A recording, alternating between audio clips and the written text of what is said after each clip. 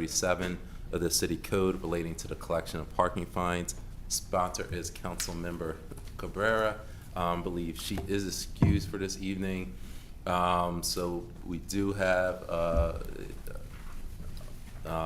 Rose Casson from City Law Department, as well as we have Director Brad Taylor from Finance Department. This is a time-sensitive ordinance. That's why it was, I believe, brought to our attention right away. And so, Director Taylor, if you could kind of just give a deep dive as to why this is time-sensitive and what it entails, or is it better to go with Law Department first and then kick it to you? I can do that.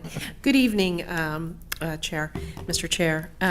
So the ordinance that we are proposing, just very briefly, basically the synopsis of what we're doing today.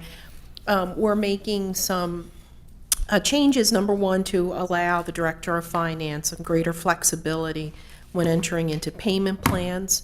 And we're doing that by deleting what is currently a 3-month time limitation on payment plans. We are amending the code to permit a vehicle owner to obtain a release for a vehicle that has been immobilized or impounded when the owner enters into a payment plan.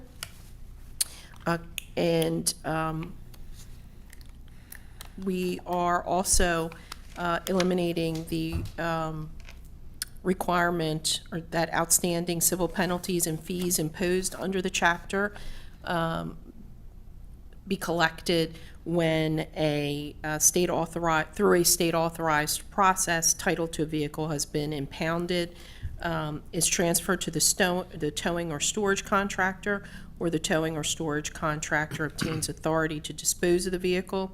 And we are clarifying that disputes related to immobilization and towing will be heard by a hearing officer employed or contracted by the city in accordance with, again, regulations adopted by the Department of Finance. Currently, the code still says that if you want to protest either a ticket or towing and immobilization, that would go to municipal court, and we know that that doesn't happen. So we're conforming the code in that regard to what is currently today, and adding that is to be heard, towing and immobilization is to be heard by a hearing officer. And with regard to the time-sensitive nature, some of these, or most of these, are part of an agreement that we have with the plaintiffs in the parking case, not parking case, but the towing case, Shaheed and Earl Dickerson versus the City of Wilmington for state and city towing. And just as a follow-up question to that, has a settlement agreement actually been entered into? It has not been fully executed yet, as far as I'm aware, but we have an agreement in principle that covers in great detail the terms of the agreement. I think that was well publicized. We reached that back in June. And the parties now are finalizing and making it a formal settlement agreement. That has been done, but as far as I know, I'm not sure if all the parties have actually executed it. That was happening, I want to say, Thursday, but I haven't gotten word that everybody has signed off on it yet. Okay, and this might go for Director Taylor. Is there any way that or at least a tentative settlement agreement could be shared with council, or at least the finance committee? Well, I believe that's a law question. I cannot share that agreement with you at this time. It hasn't been finalized yet. So, I guess follow-up question is so this is, I guess, so I guess if we pass this ordinance, would there possibly be subsequent legislation we would still need to pass in order to adhere to the settlement agreement? So we would be passing SOPs, or standard operating procedures, through admin board that sets forth the detail. If you'll Within the ordinance itself, particularly when it comes to payment plans and the towing and immobilization hearing, both of those would have detailed procedures that would more appropriately be part of your standard operating procedures for the department versus inclusion in the code. Okay. So I don't anticipate another ordinance, but there most definitely will be regulations that are passed, presumably it would be passed through admin board.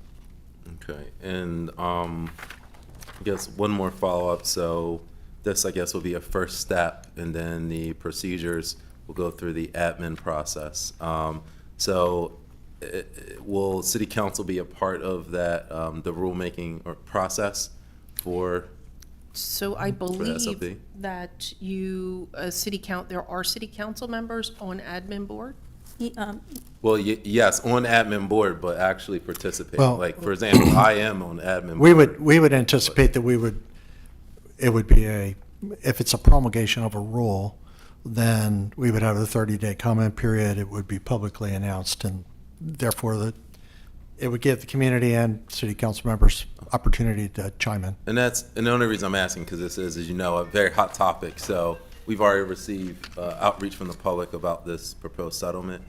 And just getting ahead of it is when they have this process, instead of just going to admin board where we vote, which, you know, I vote on admin board, the rulemaking process of city council, especially for this, can be involved. And maybe Ms. Bass Knight can work on coordinating, but there's going to be a lot of questions from members of council. So I'm just, as the chair of the committee, I know how all of our colleagues, well, all of my colleagues feel about this, so we just wanted to get ahead of this. So that's really a finance question, I guess. So we've, to be candid, we've been working closely with opposing counsel in terms of the details. And you would see them in the SOPs. And they relate to the payment plan, and they relate to the being able to contest the towing and immobilization. And also, as part of the payment plan and that type of hearing, there's notices that are included. So there are a lot of details around those areas, and we have been working with opposing counsel on that. Okay, and I guess this is for Director Taylor. So I noticed there is a fiscal impact to this implementation, and the ordinance will go in effect as soon as it's passed. So are we looking at a budget amendment, or are there potential funds to cover this? We would cover it. We would cover it until we get to the 2026 budget discussions. It would be we could utilize the main cost of it is going to be to ensure that we have a hearing officer available. We currently have a officer reviewing red light camera incidences. We could potentially have that individual handle the hearings up until 2026 budget's passed. But I anticipate we'll know within the first 2 or 3 months just what kind of volume we will have with regard to these appeals. The big issue is going to be changing the technology out. We are going to we need to, right now, our payment plan, our payment agreements are done manually. We're going to have to really kind of take a look at some technology that's going to help us with this process. So that fiscal note relates to a person as well as technology. Mm-hmm. Like I said, it's going to take us a couple months to get that up and running. By that time, we'll probably be in budget season. We'll be having conversations about how to increase the budget for 2026. Okay. And this is for, I guess, more of a legal question. Who is, and I'm not, I think I've read the complaint, but I'm not up to date on the case in district court. Who's opposing counsel on this? Or what organization? The Institute for Justice. Okay.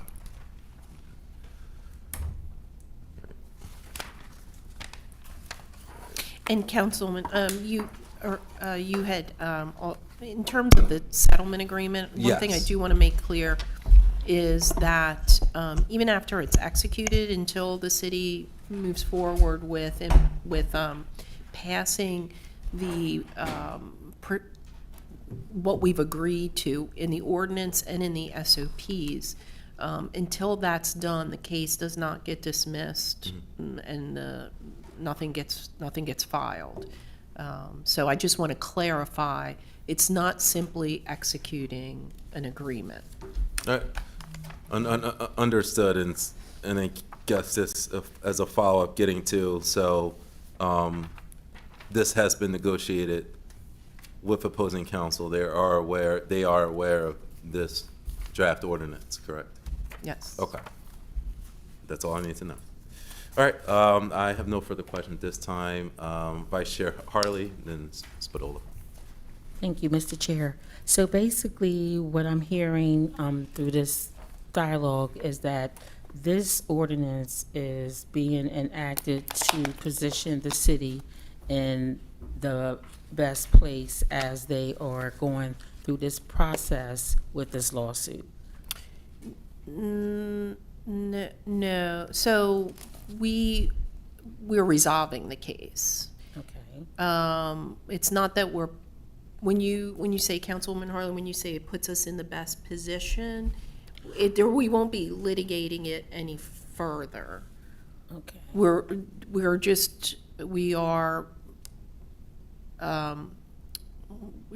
We've been in discussions for some time with opposing counsel in an effort to resolve the case. The city, to be clear, the city is not admitting any liability. We're not indicating that in any way, shape, or form that our policies are unconstitutional or, somehow violate anyone's rights. And in fact, as it relates to, the hearing officer, that's part of a due process.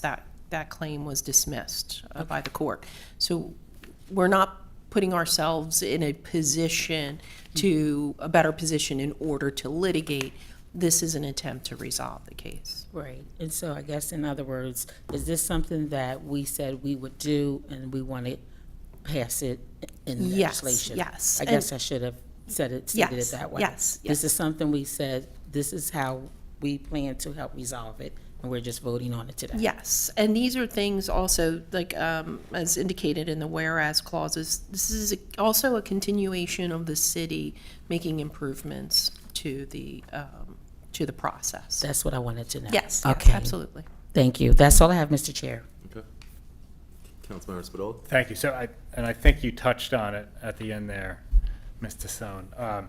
But talk more about the impetus for these specific changes and how they are in regards to the lawsuit or just in regards to improving the parking situation. Okay, I am really limited because it is a lawsuit. It is still technically pending, so, and our negotiations are confidential. I can't go into a detail any more generally than I have, and any more than that's already been said in a letter that was filed with the court in June.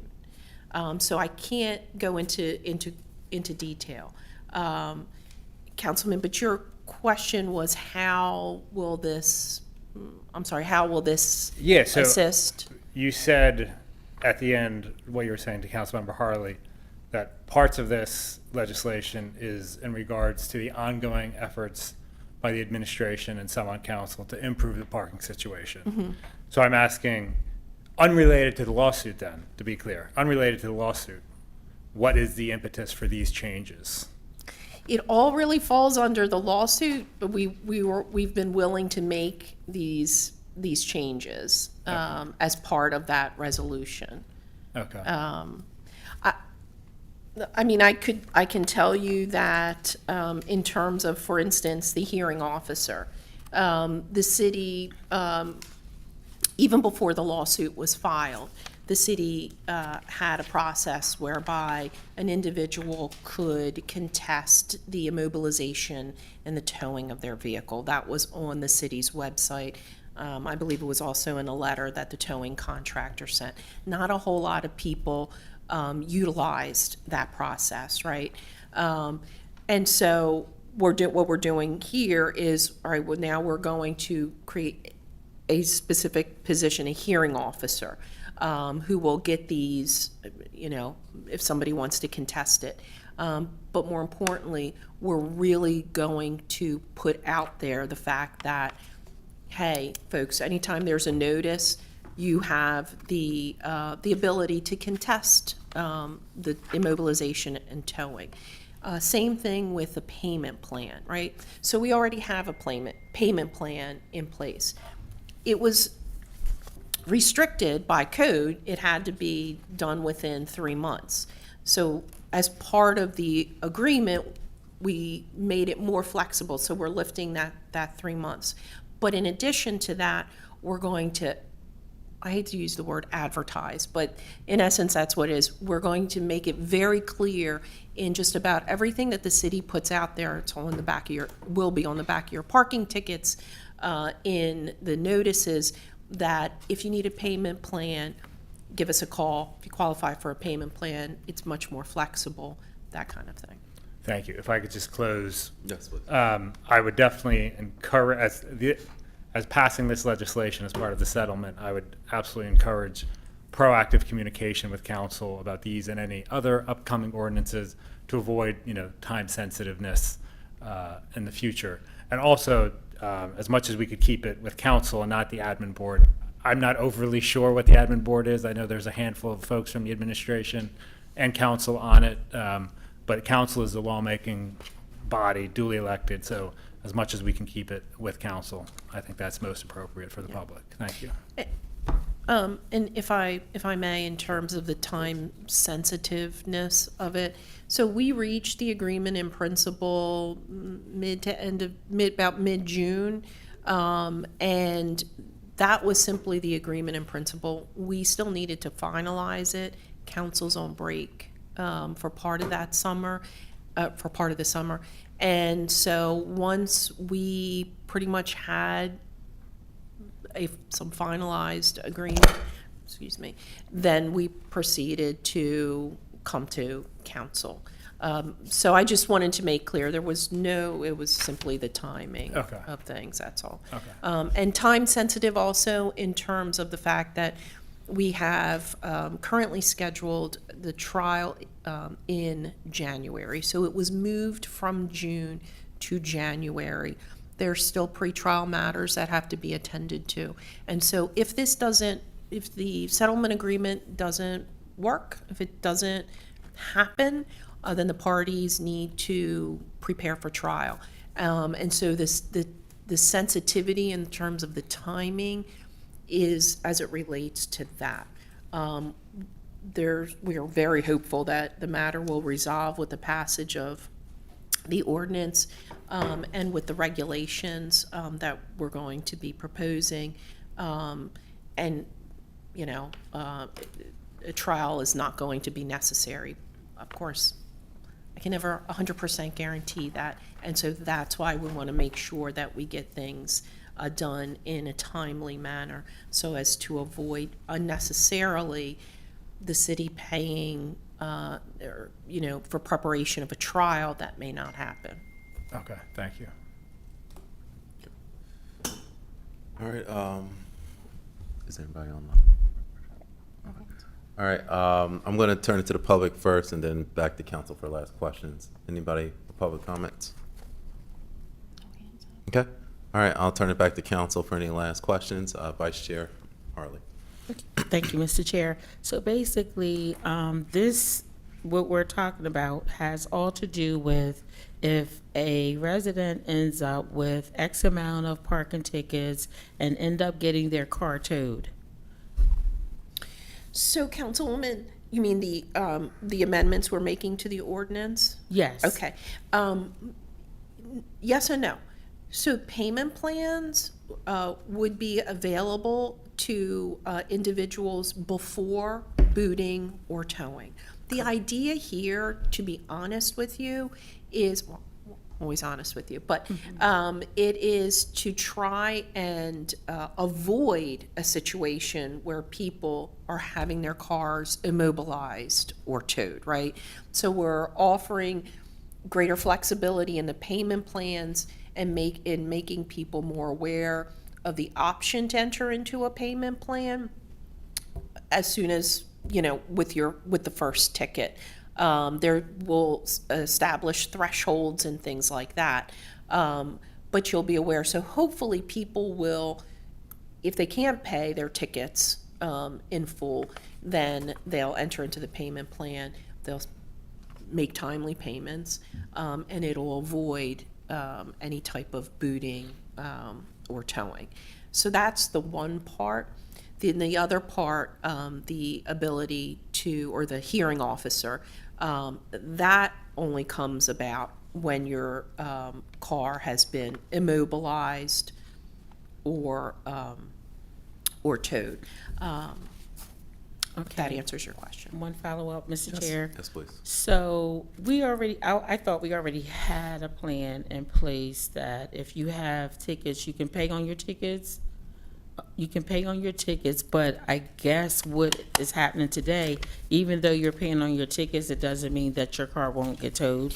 So our payment plan currently, by code, it says that the plan can, or your plan can only be 3 months. Okay. So if the booting threshold prior to the most recent amendment was $200, right? So if you entered into and I believe that the regs indicate that you could get a payment plan if you owed at least $200, okay? And so you would have 3 months to pay that $200. Right. So what we're proposing here is greater flexibility. We're eliminating the 3-month period. And then in our SOPs, we will put in additional regulations in terms of thresholds, which would be much lower than $200. And the period of time would be far greater than 3 months. Okay. All right. Thank you. Yes. Thank you. That's all I have, Mr. Chair. All right, and I guess one last follow-up for law department is, I guess that this essentially is adding, I guess, more due process rights. Is that what it's doing essentially?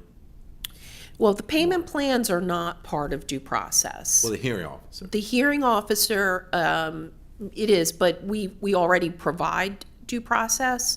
It's more. It's more. I know it's a loaded question, but Right. but it seems to be it's additional enhancement, I guess, from It's an constitutional improvement to the process in that, we're going to have an individual who will, but to be honest, again, I keep saying that, I'm always going to be honest with you, but we already have a process whereby someone can contest the immobilization and towing. But we're making it more formal in that we're codifying it. And we are also ensuring that it's in all of the notices that go out so that people will hopefully take advantage of it. And so if there is an issue, we're made aware of it with the booting versus Actual afterwards, notice. hopefully. So so you see what I'm not trying to avoid your question in terms of, No, is it more due process? I understand. I'm just trying putting to- like the constitutional hat on. I'm thinking of, because I'm aware of what the arguments are, at least from the plaintiff side. So it seems to be this is a tremendous leap forward. just in terms of improvement to the current process, based on what they're alleging. That particular claim was dismissed. Okay. I'm just, I'm Gotcha. just. Okay. Understood. That's how we are. Okay. All right. All right. I have no further questions, unless anything else from the committee. So at this time, this is an ordinance, so it does need to be formally voted out of committee. Mr. Chair, Yeah. I'd just like to be acknowledged, please. Okay. This is, Yes, I have you President acknowledged, and also Councilmember McCoy as well. okay, thank you. Her on the line. So at this time, I will entertain a motion to move ordinance 24-048 out of committee to full council for a vote. Second. All right, it's been properly moved and seconded. All in favor? Aye.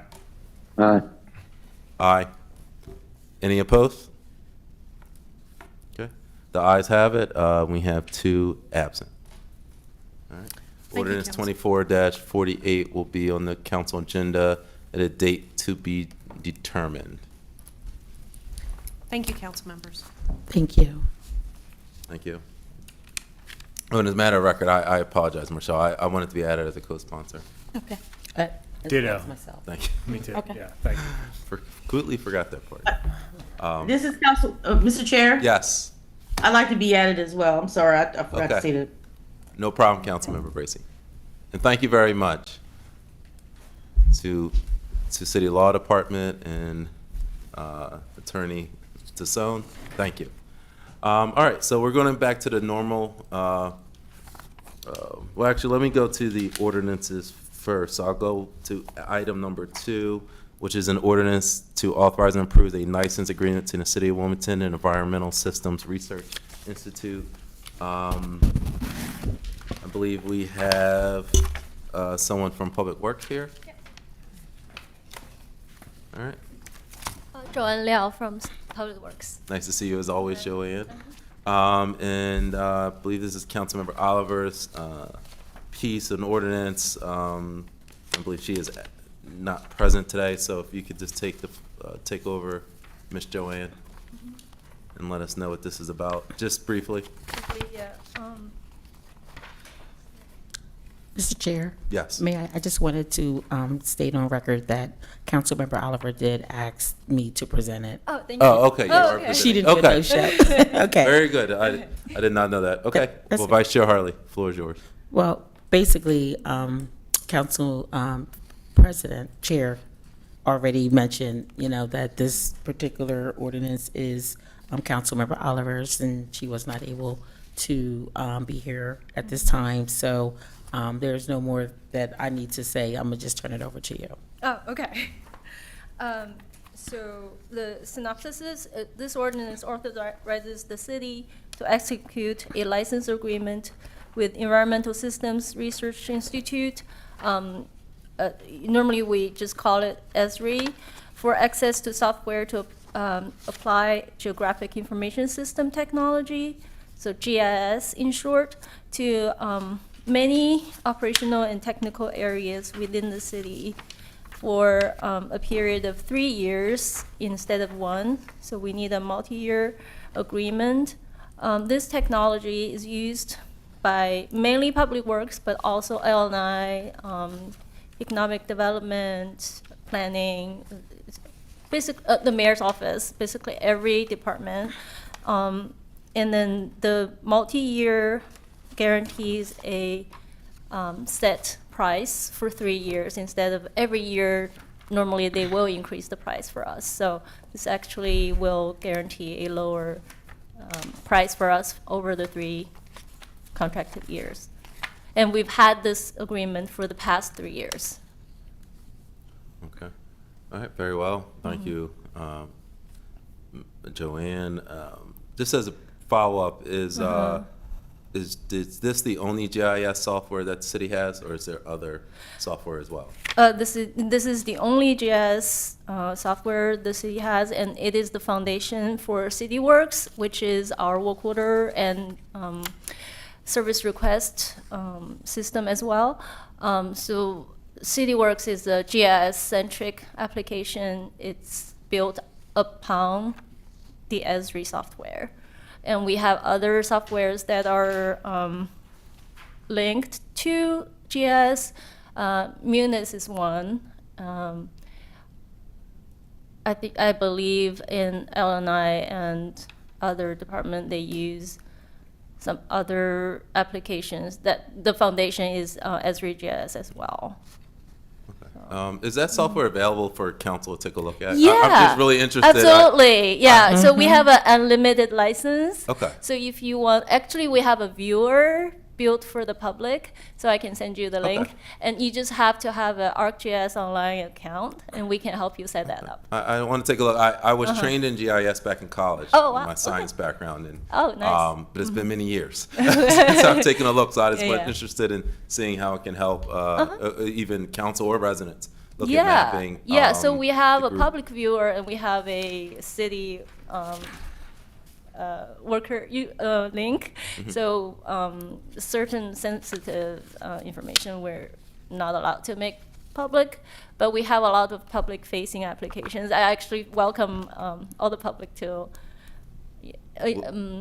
Very soon, our lead and copper rule result will be published, and that's something that the public have access And to. you can do layered maps and all those Yeah, things. we can Wow. turn on and off some layers. And in the winter, we have a snow app that tells you whether your street is plowed and when it's going to be plowed.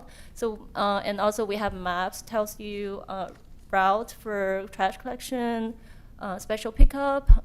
It's very, very related to every day. And maybe the way we can integrate it, I'm sure my colleagues would agree that we get these questions all the time about, trash being picked up later, there's a way we can help get this information to the public. Yeah, yeah, we actually think have we a lot of public-facing applications.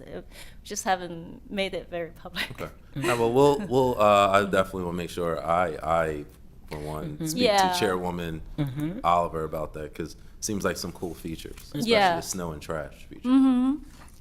Yeah. Vice Chair? Yes, thank you, Mr. Chair. I just wanted to piggyback off of Mr. Chair as it relates to the value that is really adding, to the residents, this particular equipment. So like, you just said, is it getting information out quicker? Yeah. To the community? Okay. Yeah, so we have maps and apps, and the apps are interactive. You can turn on and off the layers you are interested in. And maps, just we can make any kind of maps that you want your information to be presented. So yeah, mapping graphics uses it apparently too. So I think PJ makes certain posters with this application as well. Okay. So- And lastly, will the residents have access to this in any kind of way? Yeah, Like yeah. on the website? So yeah, I've worked with Barbara before, so we can insert a interactive map on the website. So we've done that, and I believe still on the public works page, we have interactive tree maps, so you can see your park trees and your public trees. Okay. Okay. All right, thank you. That's all I have, Mr. Chair. Councilmember Spadoli? Thank you. Thank you for presenting tonight. Has it been done in the past, and if it hasn't been, I would recommend it, where the city administration has put out a press release basically just detailing how the public can access and where the public can access all of the city's GIS data in one place? That has been put out before? I believe in the past we've had an citizen engagement app called Report It, Resolve It. Yeah. We've have publicized that. That was actually in the news journal. But after that, I don't think we've had any campaign to push. Sure. Yeah, I think the time is Yeah. ripe for a campaign because there's a lot of residents who dork out on data, and just like a short and sweet press release, just showcasing where residents can access public works GIS data, LNI, whatever exists. Yeah, you we know. are actually very desperate to get the word out that people need to do their scratch test for our lead and copper rule. So we can't go in every household to find out what material is your water pipe.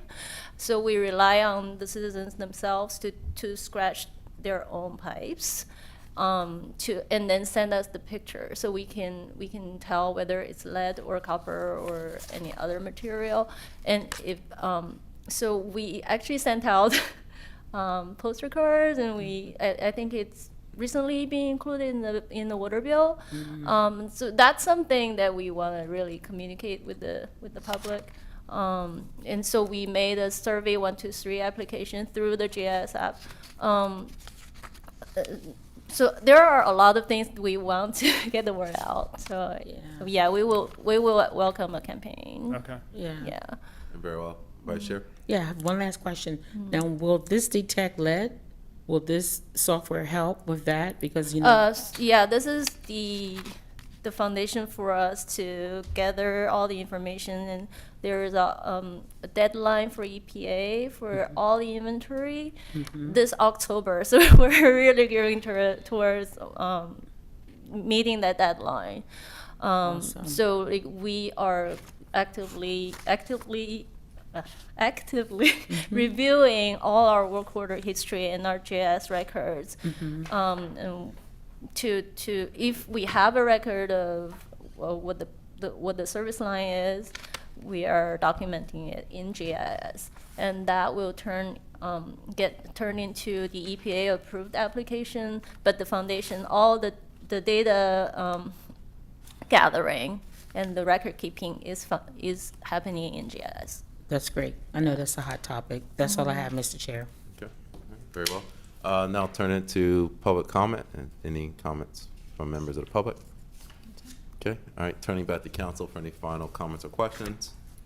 All right. Seeing none, this is an ordinance, so it needs to be formally voted out of committee. At this time, I'll entertain an ordinance. I'll entertain a motion to move ordinance 24-047 out of committee to full council for a vote. Motion. Second. All Second. right. It's been properly moved and seconded to move ordinance 24-047 out of committee to full council. All those in favor say aye. Aye. Any opposed? All right, ordinance 24-47 will be on the council agenda and a date to be determined. All right. Thank you. Moving right along, actually, I'm going to go a little bit out of place again. I'm going to go to agenda item number 6, which is the Comcast agreement, because I know we do have some representatives from Comcast on. So I would like to drop down to agenda item number 6.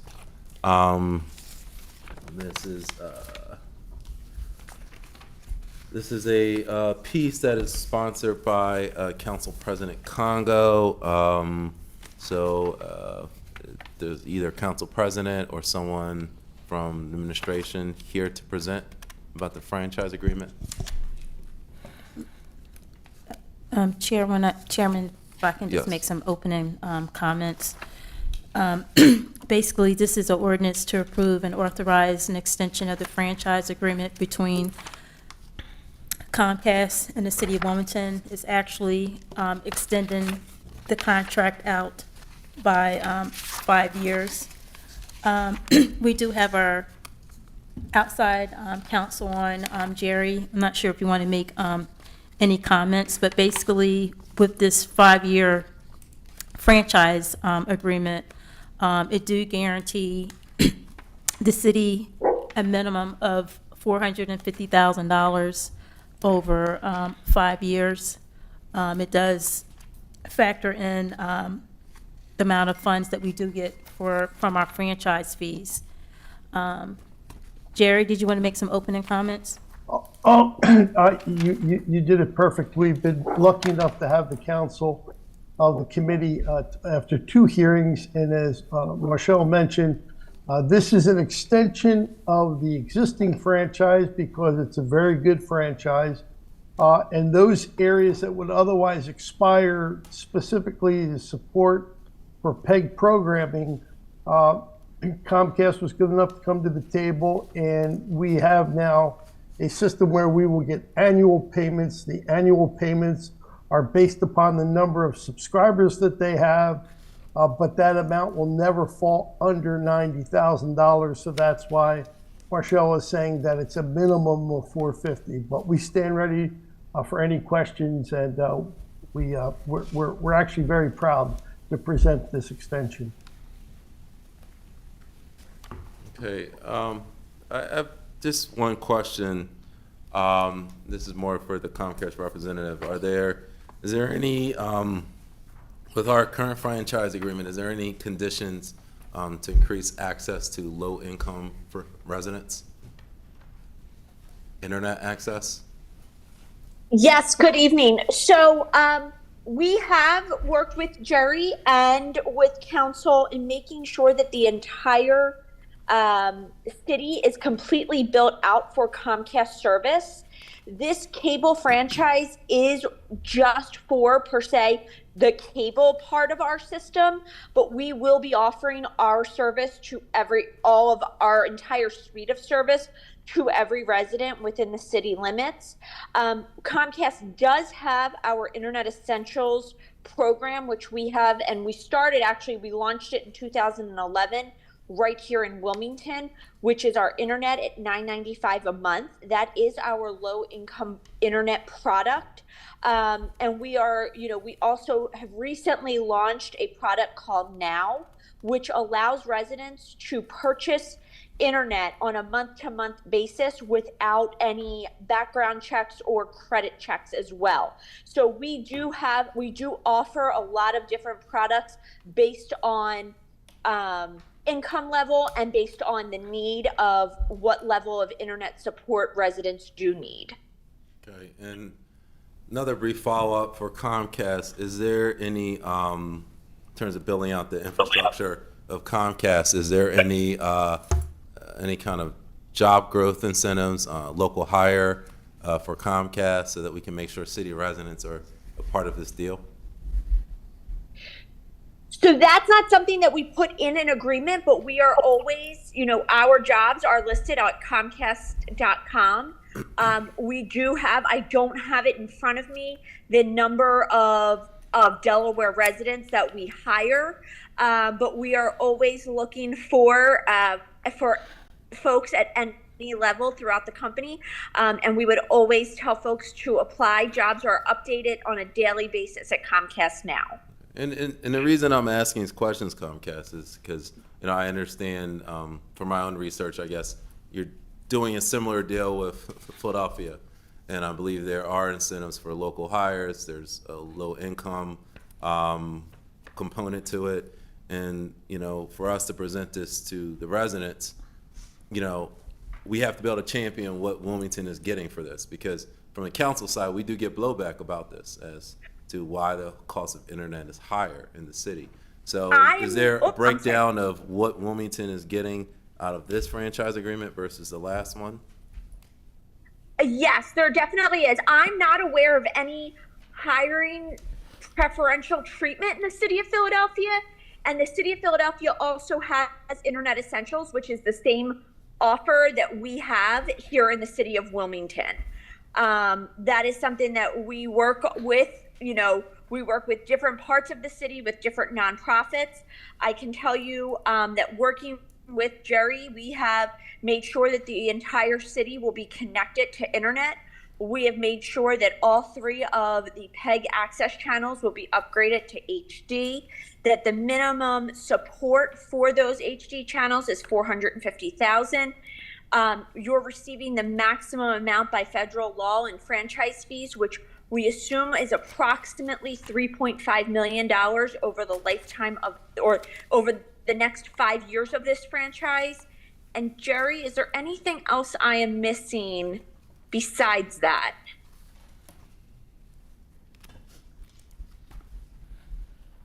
You're muted. Jerry, you're on mute. You're muted, Mr. Jerry.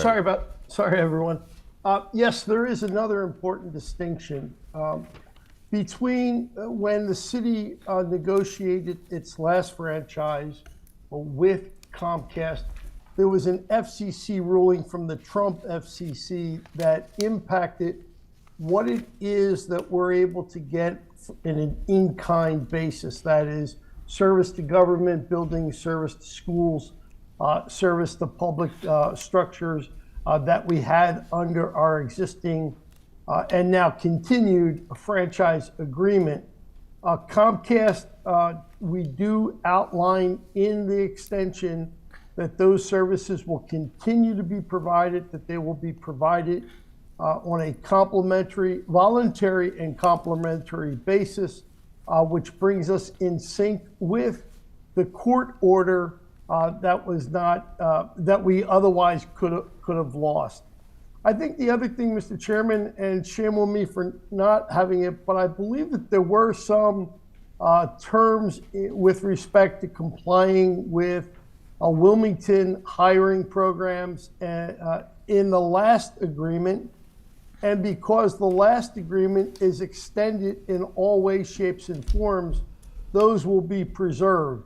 So anything that we were able to negotiate in the past with respect to those types of job creations, those stay in place. And the issue of low-income internet access, I think we're all very sad that the federal government has failed to continue the Affordable Connectivity Program, which was a $30 subsidy. But we were able to confirm with Comcast that the program and the pricing that will be available in the city of Wilmington is as cheap as it is anywhere in the United States. That was a commitment. And then finally, I apologize that we didn't go through the presentation because it would help. One of the other goals that we had is under our existing franchise, if a community or a house didn't meet a certain density requirement, they would have to pay what was called capital in aid of construction. Comcast has waived that across the city. Every single resident of the city of Wilmington is guaranteed access for no additional build-out charge to Comcast's family of programs. Now, because federal law limits us to talking about cable, that's all we can put in the franchise agreement, but it would make no business sense for Comcast to ever not offer the internet where they're all also offering cable. So I'm sorry, I see where the council president has a question. I should be quiet when his hand goes up. Okay, all right, and council president?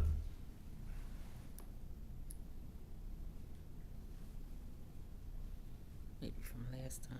Yes, thank you, Mr. Chair. I would just like to personally thank Jerry and Comcast for just renewing the contract. It is a very, very good contract in our eyes, in my eyes. I don't think that they spoke about the free access that our residents would also have to the internet. They have provided several different, I believe, nonprofits Yes. with free internet so that our residents who don't have, who might not be able to afford that $9.95 can go to these hubs and will have access to free internet. So I just want to thank Comcast. They have provided our city with one of the only contracts that still provides our residents with PEG and with live access TV. I believe we're one of the only cities in the country that has that kind of contract. So again, I'm extremely appreciative of Comcast and of Jerry for just making it happen for our residents year after year. Caitlin, could you explain the impact zones? I think the council president just bailed both of us out for failing to describe the benefit. Yes, thank you, Council President. I apologize for not mentioning that. But yes, Comcast does what we call lift zones. So we have partnered with 9 nonprofits throughout the city of Wilmington. We have 11 all in Newcastle, but 9 of them right here in the city.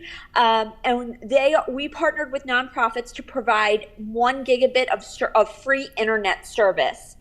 So residents, whether they be school-age children or families looking to connect to the internet to apply for jobs or just because they need the internet, can go to these locations, which are free access points for them to use the internet as they need. And I have mentioned that I would provide Marshall a list of those locations so the residents are aware of where they can stop in at any time during those business operating hours and use the internet. And if I can, Caitlin, to ask this, if we can have just a 1 or 2 pager summing up this agreement or kind of the public benefit. Again, I don't want to kind of beat a dead horse, but we get confronted on council all the time about the high cost of cable for our residents that don't qualify as low income.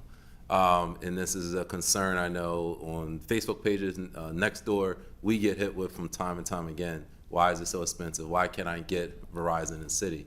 And I explain to them that it's a contract. So, for us to be able to potentially pass this and sell it to the public, I just want, a breakdown. I mean, it's a very comprehensive agreement, 40-page agreement, but something where, someone can read it in like 5 minutes versus 1 hour. Absolutely.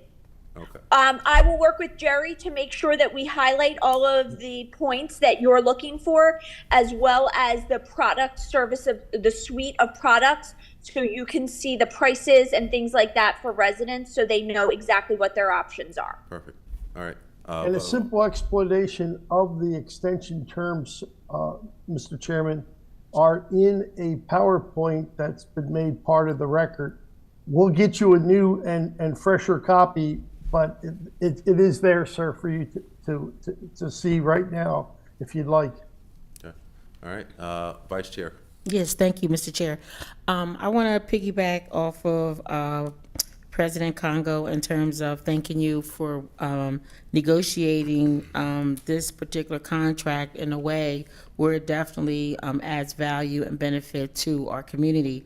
Caitlin, in addition to sending Marshall the names of the 9 nonprofits and the hubs, can you also send information in terms of how do additional nonprofits or residents, how do they get the discount? You mentioned the $9.95, the NOW program. Can you send that information to Marshall as well?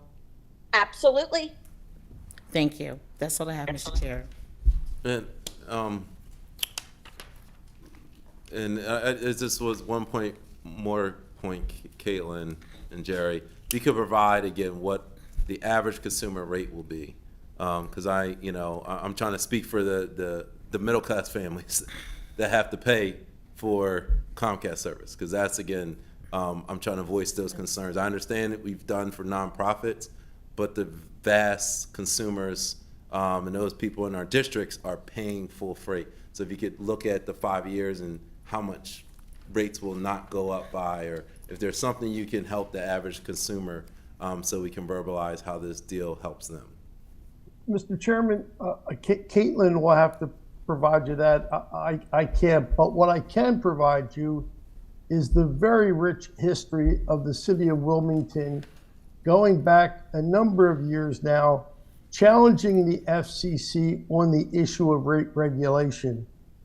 We were denied rate regulation when the commission found quote unquote effective competition. Effective competition was really defined by Congress as being a certain number of over-the-air stations, and then the presence or the ability of a community to get satellite broadcasting. We don't agree that that's effective competition. And one of the things that the council president in his role as overseeing this effort has made clear to us is that we're also to continue to explore how we bring competition to the city of Wilmington for cable and broadband. So we cannot rate regulate. We're preempted.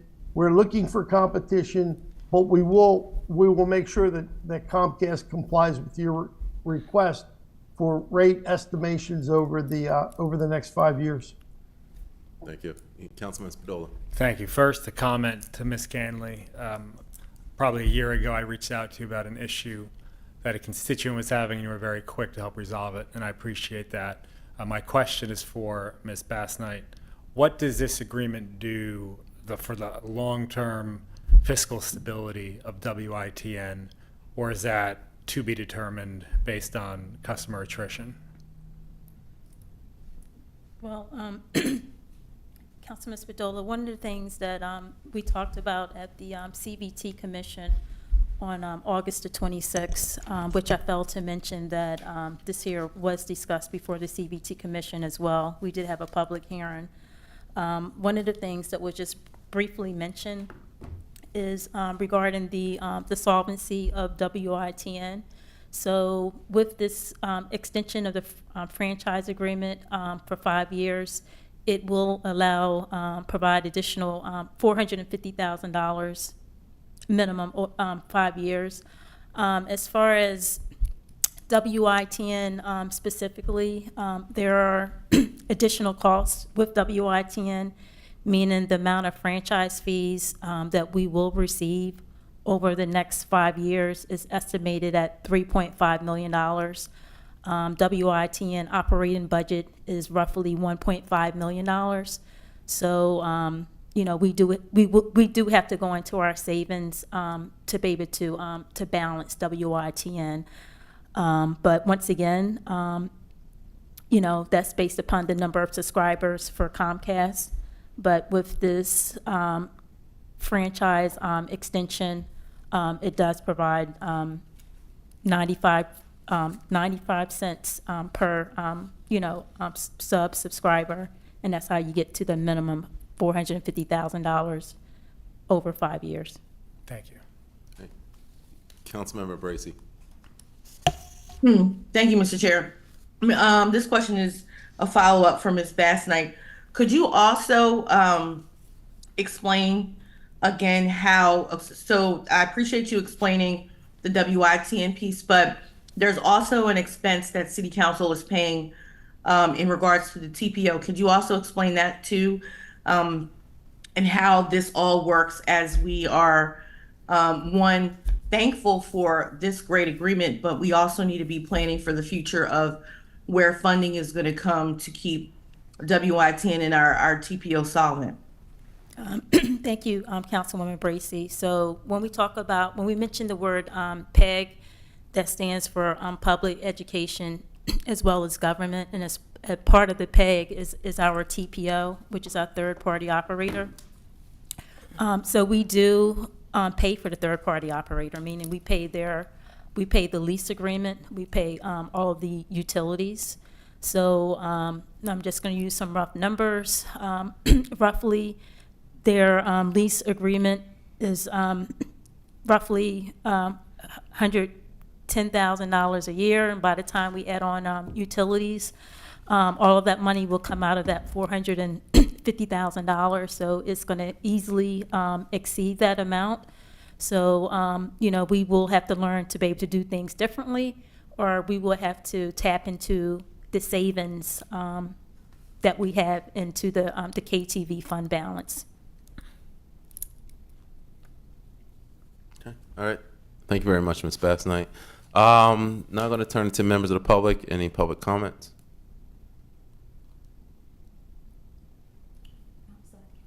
Okay. There's a public, I see outside counsel has their hand raised. Yes, Mr. Chairman, I do apologize. I wanted to look up the section to confirm what I'd said before. Section 12 of the 2012 franchise agreement, which is extended now, will be extended for 5 years, provides for equal employment opportunity and affirmative action. Comcast will abide by all the provisions under the city code governing unfair discrimination in employment practices or sales of its products and services in the city. So that protection is in place. And by the way, that's sort of the same sort of section that was in place in Philadelphia in their last agreement, because I negotiated that for the city of Philadelphia. So sometimes I think people, when they translate what is happening in other cities, sometimes a bit guilty of hyperbole. Okay. All right. All right. Thank you very much, Jerry. Again, I think several of committee members just wanted, like, again, a summary. That's all. really about the major changes, the investment in community, because I understand that Comcast has been investing in community. I just want to make sure that we have something to give to our residents when asked about this question.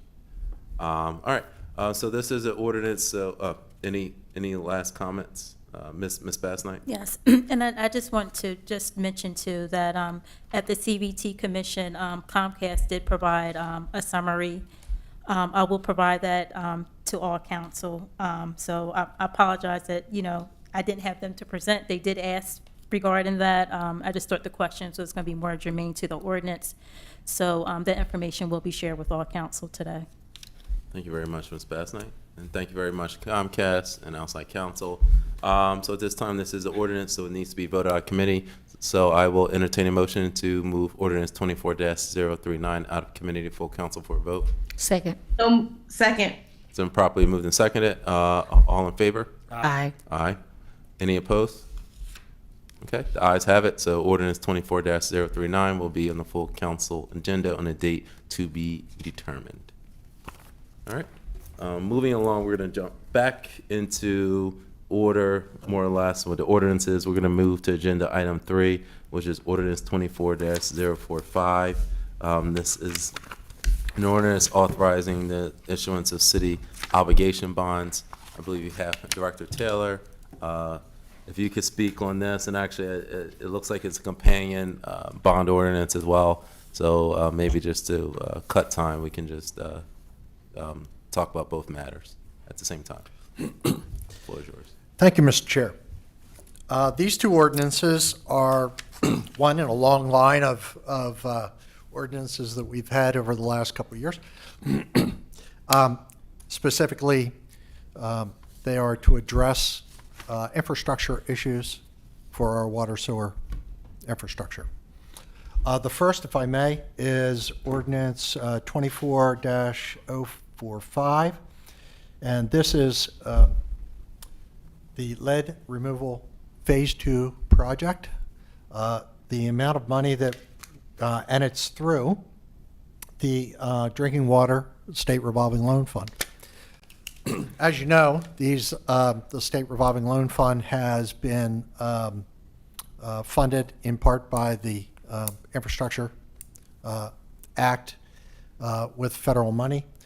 The amount is $10 million to continue our work on lead pipe removal. This is both in the street beds as well as the connections leading up into houses. There is some opportunity for residents who have galvanized piping to also have their galvanized pipe replaced. Galvanized piping has always been kind of a concern because it's difficult to put meters into people's homes as a result. But the majority of this is going to be going towards remediating the lead pipes that are currently underground. As standard operating with these kinds of loans, the interest rate is 2%.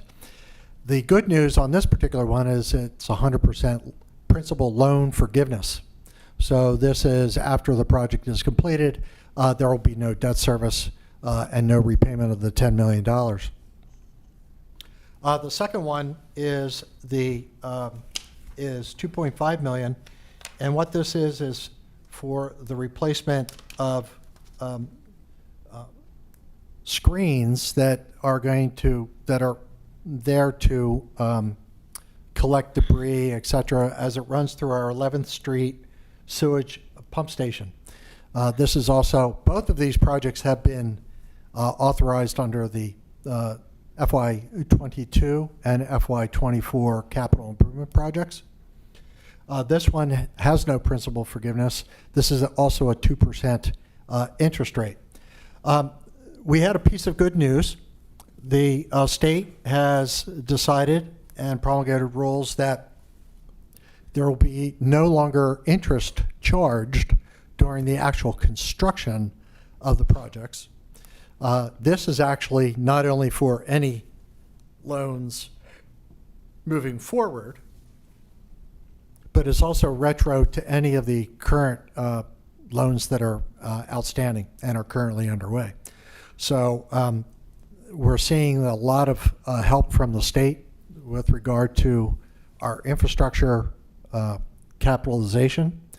Also, the cost of money is well outpacing any that we could be doing in the bond market. I have to give a shout out to the Department of Public Works, Kelly Williams, Vince Crocia, and the whole team as they work through these loan requests with the state. We have received a significant amount of assistance from the state through the state revolving loan funds. I believe we are up to approximately $75 million in loan forgiveness on the projects that have come through in the last 2 to 3 years. It has also allowed us to avoid having to go to the public markets. This has come at a very propitious time because, as you know, the interest rates have been high even in the municipal markets. So we've got a benefit here. As part of our protocol, with the passage of these two ordinances, we will then have a bond committee meeting to pass the resolution, to enter into the agreements, and we should be able to effectuate the loans shortly thereafter. And a question about that, talking about interest rates in the market, is my understanding that interest rates may be cut, depending upon what the Fed does. It's suspected in September, so if rates are cut, would we miss that cutoff if we go to bond right away, or if they are cut in September, will we be able to realize those gains? I think I could give you my best thinking on it. Obviously, we can't guess what the market's going to do. The municipal markets do correspond to really those rate cuts, but more importantly, they react to where we are in terms of the economics that are out there. If interest rates come down, there will be some benefit to those interest rates coming down, but it's not going to be significant enough to certainly match at 2%. The last time we matched at 2% in the public market was back in 2018, I believe it was. And that was an unprecedented, that was coming straight off of some activity. I'm sorry, strike that. It was, I believe, in 2020. We were coming off of, we were in COVID, the like. All of a sudden, you know, the recession was coming. I mean, it was unprecedented in terms of where we were in the municipal interest rates. But you're not going to get an interest rate like that. We are contemplating going out for a bond anticipation note. One of the things that we have been discussing is possibly pushing a full market public issuance until, say, sometime around July, between July and September of next year. This is in part because the new administration is going to be coming in. The new 2026 capital improvements program is going to be teed up for passage in May. And we wanted to give the new administration time to figure out what it wants to put into the capital projects and try to build that into our kind of our thinking and to go out for a major program. Major programs are expensive in terms of going out into the marketplace. We have sufficient cash to get us through at least what we have on the dockets prior to 2022 and 24. Like I said, the bond anticipation notes, which would be in the maybe in the $20 million range, will give us the capital necessary to get through to a major bond issue. I don't think we're going to see any real significant relief if interest rates begin to come down. Much so, that's why a bond anticipation note, we have a little more flexibility about the basis points that we would have on the interest rates. So, you know, we'll see where the market is in July and September of next year. I think in that case, we'll let a little time go by, and hopefully interest rates will drop even more. Okay, all right. Thank you very much, Director Taylor. Any questions from members of council? Vice Chair? Yes, thank you, Mr. Chair. Director Taylor, Will any of these improvements impact the water storage charge that we, residents get on the bills? It will not. It will not. This is just strictly for this project. These are just for this project. You know, obviously, there's debt service associated with it. However, given that we have a $10 million loan forgiveness, there will be no debt service after the project is completed, and therefore, will have no effect on the, No, okay. I just heard you mention early on, water storage, and I know, that comes up quite a bit, but sticking to this particular legislation, I just thought, Now, I do want to, the caveat is, we'll be in conversations about water sewer rates coming in the May timeframe. Keep in mind that we still have PFAS and some of the other lead pipe approvals. We'll see where we are with the infrastructure money from the feds, from the federal government. Hopefully, the federal government will give us some relief on that. But I don't want it, I do not want to characterize it as that we don't have pressure. We still have some pressure. okay, thank you. That's all I have, Mr. Chair. Thank you. Now going to turn it to public comment. Any comments from members of the public? All right, turning back to council for any final comments or questions. All right, seeing none at this time, I'll entertain a motion to move ordinance 24-045 out of committee to full council for a vote. So move. Second. Okay, it's been properly moved and seconded. All those in favor, aye? Say Aye. Any opposed? Aye. All right, ordinance 24-045 has moved out of committee and will be on the full council agenda on a date to be determined. All right, and this time. Thank you. Ordinance, technically I need to move ordinance 24-046. I know Director Taylor, you spoke on it already, so is there any public comments on ordinance 24-046? Okay. All right, then at this time, I know Director Taylor already spoke about both ordinances, so this time I'll entertain a motion to move ordinance 24-046 out of committee to full council for a vote. Motion. All right. Is there a Second. All right, some properly moved and seconded. All those in favor say aye. Aye. Any opposed? All right, ordinance 24-046 has been passed out of committee to full council for a vote. And last but not least, moving to the top of the agenda, item number 1 is a resolution authorizing grant funds for city council to developing next level achievers. I believe this is Councilmember McCoy. I believe she still is on, I hope. Or Vice Chair Harley, are you speaking on this piece? Yes. Okay. Thank you, Floor Mr. is Chair. yours. Oh, yes, so on behalf of Councilmember McCoy, this resolution basically is in alignment with our 2022-2025 Wilmington City Council strategic plans goals as it relates to us fostering business-friendly resolutions to approve grant funding to, in this case, the organization is developing next level achievers from City Council McCoy, City Council Member McCoy. For the most part, we have in our rules as it relates to once we get to a certain threshold that it requires a resolution when the amount is over $5,000 or more. Councilmember McCoy wishes to grant to DNLA $3,000 from the Community Support Discretionary Fund for this organization to host what they call Business Saturdays, and they will be doing Small Business Saturdays, and they will be hosting entrepreneurs with tables, signage, and basically, hopefully to promote and boost our economic engine. So that's the purpose of this resolution. All right, any questions or comments from members of council? All right, turning to public comment, any comments from the public? All right, and I appreciate Vice Chair Harley introducing this.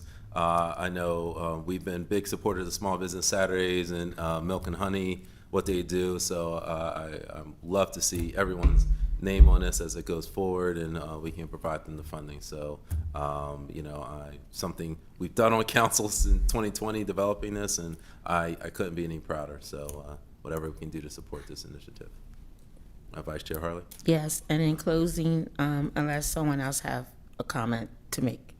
No, I don't. Okay, yeah, so to, piggyback again off of what you said, Mr. Chair, this is good as it relates to supporting a small business. As we all know, there has been a lot of construction going on down in that particular area. With, as we know, with the apartment buildings. I know last week, I was going down to Milk and Honey. You couldn't go down Market Street, you couldn't go down Shipley Street. So I know that they are getting a big hit. They're taking a big hit as it relates to all of this. So whatever we can do in terms of helping our small businesses, I think, it definitely, again, helps our economy. So we want to continue to help small businesses to stay here in Wilmington and not leave. So I'm going to be asked to be added as a co-sponsor on this resolution as well. And I'd like to be at a co-sponsor as well, Marshall. Thank you. All right, this is a resolution, so it does not need to be formally voted out of committee. So at this time, this will be on the council agenda. And I believe that wraps everything up. We had quite a few items to get through today, so we will have our normal administrative updates in the October meeting. So please stay tuned for the date and time of the next meeting. But for now, thank you very much for joining us at home and in person. And at this time, I'll entertain a motion to adjourn. So move. All right. Second. Probably moved and seconded. All those in favor? Aye. Aye. All right. See you in October, everyone. Take care. Thank you. Bye-bye. Good night.